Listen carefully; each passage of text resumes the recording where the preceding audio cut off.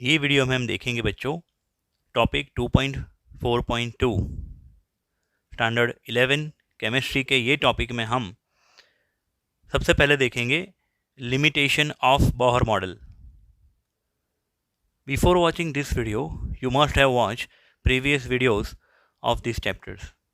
Okay, आपने देखा कि बोहर मॉडल हाइड्रोजन के लिए बहुत अच्छी तरह से एक्सप्लेनेशन कर सकता है।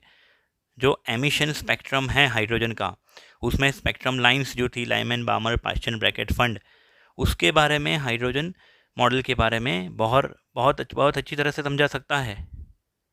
ठीक है, एज वेल एज उसके अलावा हीलियम +1, लिथियम +2, बेरिलियम +3 जैसे आयंस के लिए भी वो स्टेबिलिटी के बारे में डिस्कशन कर सकता है।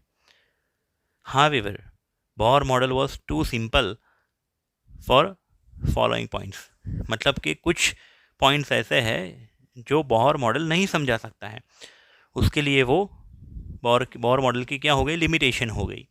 तो now we will see the limitation of Bohr model. The first point is inability to explain line spectra of multi electron atoms. मतलब कि हमने जो अभी देखे पहले ये सब hydrogen atom, helium +1, lithium +2, beryllium +3 and so on, ये सारे जो एटम्स थे उनमें, ये सारे एटम्स या तो आयन्स थे, उनमें एक इलेक्ट्रॉन था, लेकिन मोर देन 1 इलेक्ट्रॉन के लिए वो कुछ नहीं समझा पाया। Bohr theory was successful in explaining line spectra of hydrogen and hydrogen-like spectra, hydrogen-like particle. However, it failed to explain line spectra of multi-electron atoms. एक से ज़्यादा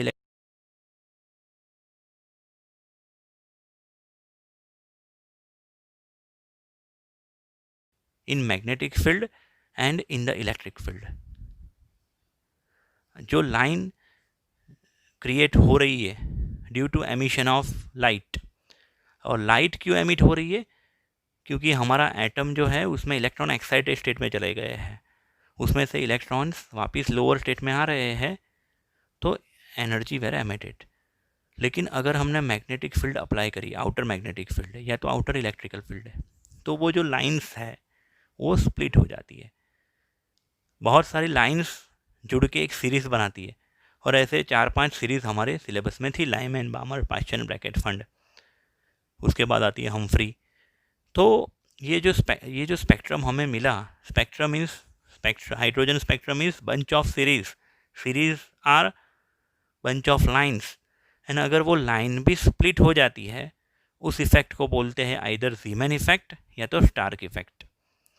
वो क्यों हो रहा है, वो बात बोहर मॉडल से समझ में नहीं आ सकती है। ठीक है, उसके बाद उसकी दूसरी लिमिटेशन है, Bohr model fail to account for the final detail, मतलब कि डीपली जो डिस्कशन होना चाहिए, जो छोटी छोटी जो लाइंस है, लाइंस के अंदर भी डबलेट मतलब दो lines are close to each other या ओवरलैप ईच अदर, वो स्पेक्ट्रोस्कोपी, हाई रिजोल्यूशन स्पेक्ट्रोस्कोपी की मदद से अगर हमने फाइनल डिटेल निकाली, तो वो डिटेल ये इंडिकेट कर रही है कि कभी कभार दो लाइंस एक दूसरे के ऊपर क्या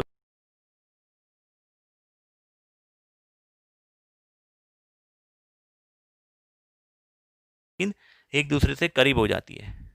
ठीक है, वो अगर वो दो चीज़ें नहीं समझा पाता, कहीं कहीं पे दूर है वो नहीं समझा पाता, कहीं कहीं पे एक लाइन के ऊपर दूसरी लाइन है वो भी नहीं समझा पाता। जो चीज़ जुड़ी हुई है स्पिन ऑफ इलेक्ट्रॉन्स के साथ, लेकिन वो क्वांटम नंबर, जो क्वांटम थियरी ऑफ एटम है, उसकी मदद से हम समझेंगे। ठीक है, fourth point, it could not explain the ability of atoms to form molecules by chemical bond.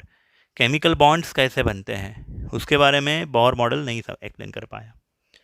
In other word, taking into account the points mention above, one need a better theory which can explain the salient feature for the structure of complex atom. Okay, for that we will learn quantum model of atoms. तो भी quantum model अभी पढ़ने से पहले दूसरे दो scientist के हमें लॉ थियोरी पढ़नी पड़ेगी। ठीक है, एक तो dual behaviour of matter explain by de Broglie, and then second Heisenberg uncertainty principle. सबसे पहले हम समझेंगे dual behaviour of matter, topic 2.5.1। ठीक है बच्चों। The French physicist de Broglie in 1924 proposed that matter like radiation also exhibit dual behavior. In the decades of Einstein के ज़माने में ये माना जाता था कि लाइट इज़ अ पार्टिकल। फिर प्लैंक ने ये प्रपोज किया कि लाइट इलेक्ट्रोमैग्नेटिक रेडिएशंस जो है वो waves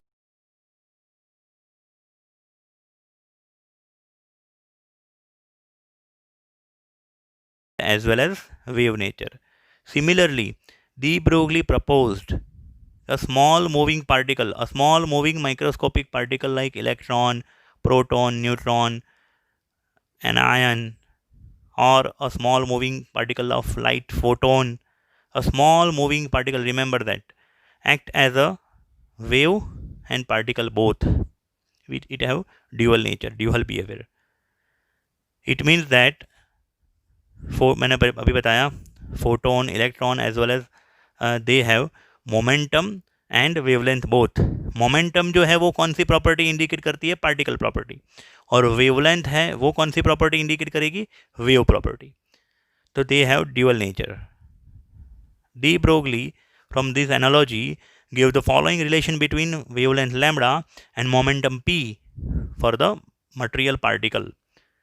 lambda is equal to H by P. Right hand side formula देखिए, lambda is equal to H by P. P यानी मोमेंटम, मास इंटू वेलोसिटी। तो thus lambda is equal to H upon M we. Lambda is equal to H upon M we.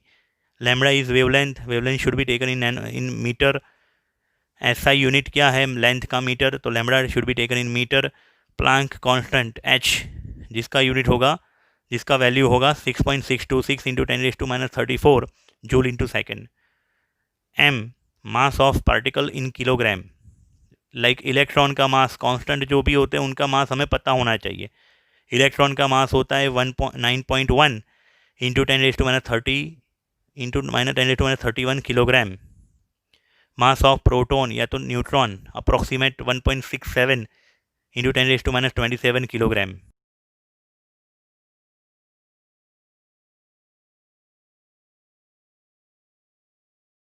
Velocity of particle, अगर electrons है तो उसकी velocity क्या होगी? अलग अलग डिफरेंट ऑर्बिट के अंदर डिफरेंट होगी। लेकिन अगर लाइट है, इलेक्ट्रोमैग्नेटिक रेडिएशन, तो उसकी वेलोसिटी फिक्स होगी 3 इंटू 10⁸ मीटर पर सेकेंड। वो तो पार्टिकल कौन सा दिया हुआ है इक्वेशन में उसके ऊपर से डिपेंड करेंगे हम velocity, but it should be taken in metre per second. And p यानी मोमेंटम। ठीक है बेटा। De Broglie's prediction was confirmed experimentally when it was found that electron beam undergoes diffraction. उसने एक्सपेरिमेंटली ये प्रूव किया, ये सिर्फ उसका एजम्पशन नहीं था। उसने एक्सपेरिमेंट किए दो। एक तो इलेक्ट्रॉनिक माइक्रोस्कोप यूज़ किया, जो हमारा जो रेगुलर माइक्रोस्कोप है उसकी तरह।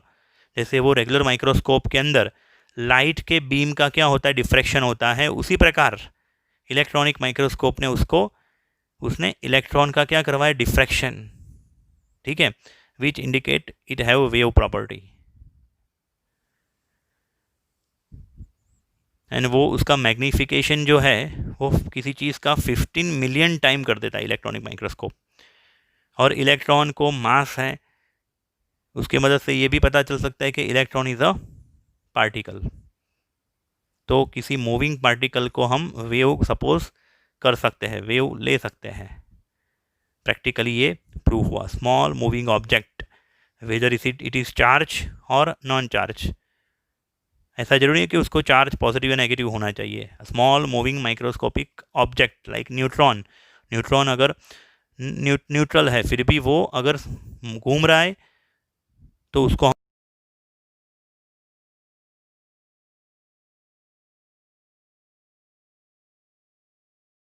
is applicable to material objects, but it has significant only for the microscopic particle. मैं 2-3 बार बोला माइक्रोस्कोपिक पार्टिकल। तो चलो 2 एग्जांपल लेते हैं। ये फॉर्मूला आपको याद रहना चाहिए, lambda is equal to h/mv। Consider a ball which have mass 0.1 kg and moving with 60 metre per second. अभी 60 मीटर पर सेकेंड कोई कम स्पीड होती नहीं है भैया, बहुत ही ज़्यादा स्पीड है 60 मीटर पर सेकेंड।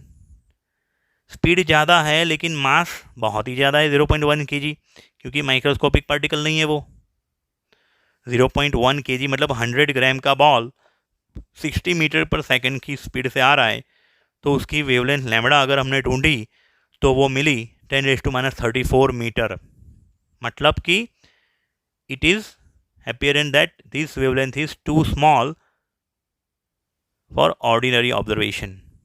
दूसरा, on other hand, an electron with the mass 9.1 into 10⁻31 kg approximate 10⁻30 kg, ये 9.1 जो है उसको मैं अप्रोक्सीमेटली 10 ले लेता हूँ, तो लैम्बडा अगर हमने ढूंढा तो अप्रोक्सीमेटली 10⁻5 मीटर, यानी कि 10⁻5 एंगस्ट्रम जो मेजरेबल है। इसका मतलब डी ब्रोगली प्रिंसिपल किसको अप्लाई होता है? स्मॉल माइक्रोस्कोपिक पार्टिकल्स के लिए अप्लाई होता है। ठीक है, we do not observe any wave nature associated with the motion of running car और क्रिकेट बॉल। ठीक है, दौड़ता हुआ इंसान, उसके लिए हम वेव प्रॉपर्टी अज्यूम नहीं कर सकते हैं, याद रखिएगा ये। फिर 2 एक्स्ट्रा फॉर्मूला आप याद रख लो एमसीक्यू के लिए। Lambda is equal to h/√,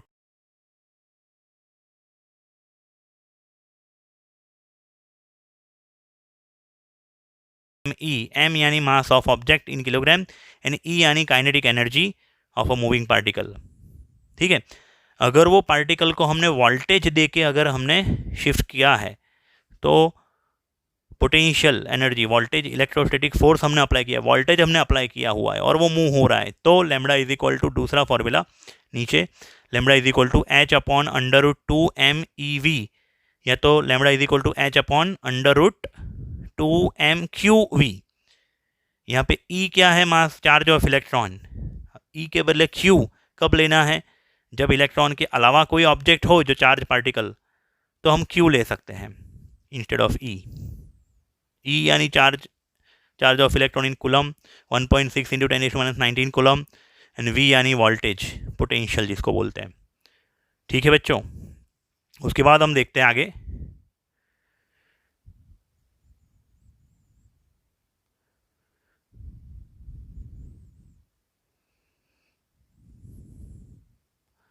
text book के कुछ सॉल्व अनसॉल्व प्रॉब्लम देखेंगे। सबसे पहले देखेंगे टेक्स्ट बुक का सॉल्व इलिस्ट्रेशन प्रॉब्लम 2.12। क्वेश्चन पहले तो ध्यान से रीड करिए। What will be the wavelength of a ball of mass 0.1 kg moving with the velocity of 10 metre per second. उसका मास अभी देखिए सॉल्यूशन में, देखिए क्वेश्चन ध्यान से रीड करिएगा बेटा। मास दिया है, वेलोसिटी दी है, लैम्बडा दिया हुआ है, h हमें पता है 6.626 इंटू 10⁻34 जूल इंटू सेकेंड। तो as per the de Broglie equation lambda is equal to h/mv, h की, m की, मास की,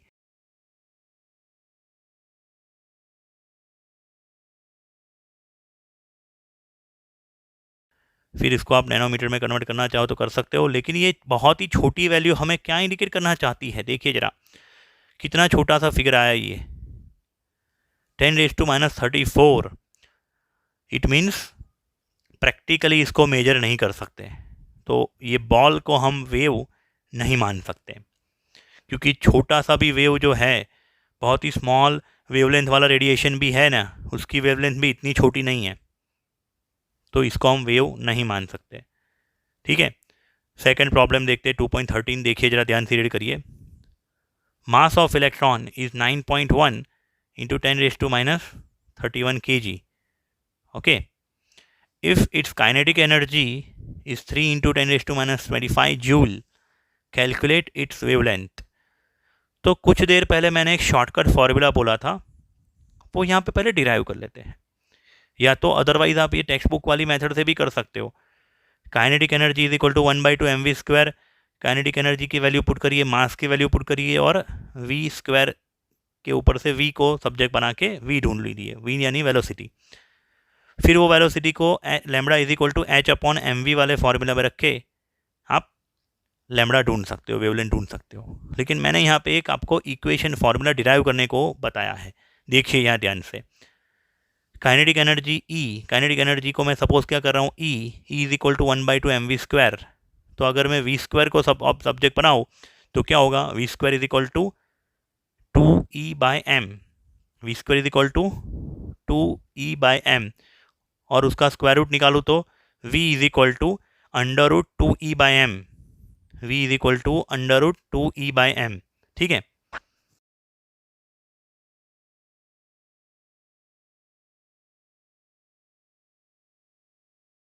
m रख दिया।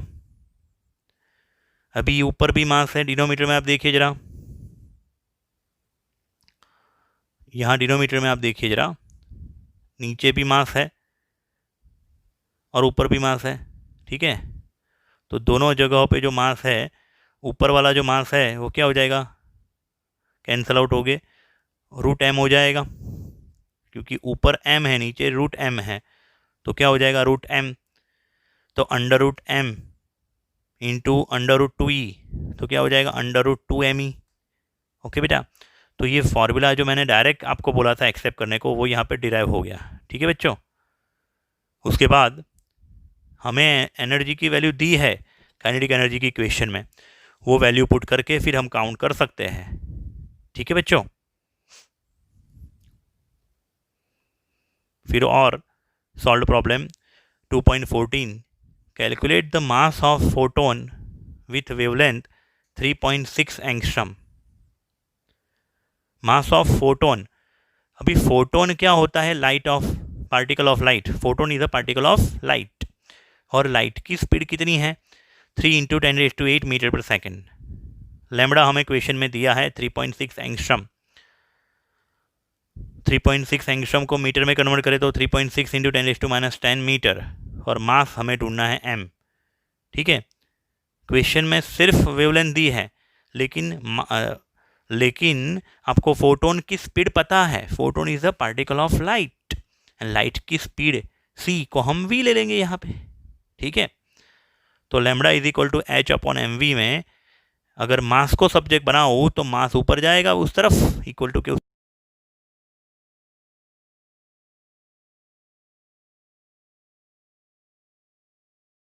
ठीक है, वैल्यू पुट करके काउंट करेंगे, आंसर आएगा 6.135 × 10⁻33 किलोग्राम। ओके बेटा, अभी इसके बाद के वीडियो में हम देखेंगे टेक्स्ट बुक के न्यूमेरिकल कुछ ये टॉपिक के रिगार्डिंग। ओके बेटा, तब तक के लिए ये वीडियो पूरा अच्छी तरह से देख लो, दोबारा नोटबुक में लिख डालो। मिलते बेटा अगले वीडियो में, नेक्स्ट वीडियो में।